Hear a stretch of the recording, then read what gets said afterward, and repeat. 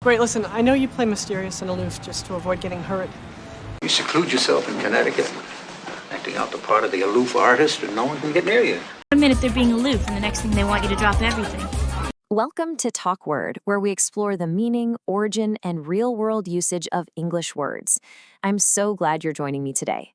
But, before we even name today's word, let's jump right into a scenario you've almost certainly experienced yourself. The housewarming party and the quiet stranger. Picture this. You're at a lively housewarming party. The music's great, but over by the window, there's a quiet new flatmate holding an empty cup. While everyone else chats and mingles, he just stands there. From across the room, he seems pretty cold and completely uninterested in anyone.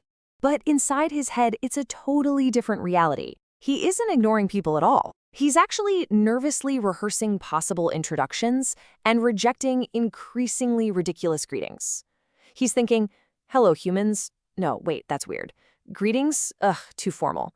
It's only when another guest casually asks him about an unusual snack on the table that he finally relaxes and joins the conversation. That is why today's word is aloof. It's fascinating how perfectly it captures that exact party moment.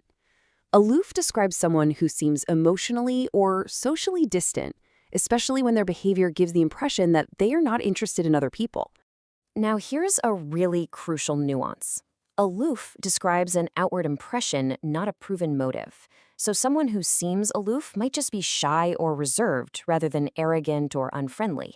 You see, reserved focuses on an internal tendency to not express much, while aloof emphasizes the physical or emotional distance that other people actually perceive. And this brings us right back to our story. The new flatmate appears aloof because he stays apart and doesn't join in. But his private nervousness shows exactly why we shouldn't automatically confuse aloof behavior with inward arrogance.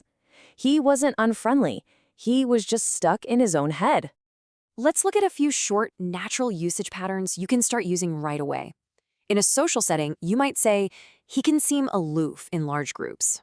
At work, it's incredibly useful to say, "She prefers to remain aloof from office drama." You can even use it for animals, like, "The cat stood aloof from others in the room." These are perfect phrases for everyday conversation. To quickly recap, aloof means seeming socially or emotionally distant, even when the real reason is totally unknown. So the next time someone seems to be giving you the cold shoulder, could they just be silently rehearsing how to say hello? If you want to explore more English words like this, check out the companion app Talk Word, where you can listen to podcast-style explanations of any English word. See you next time.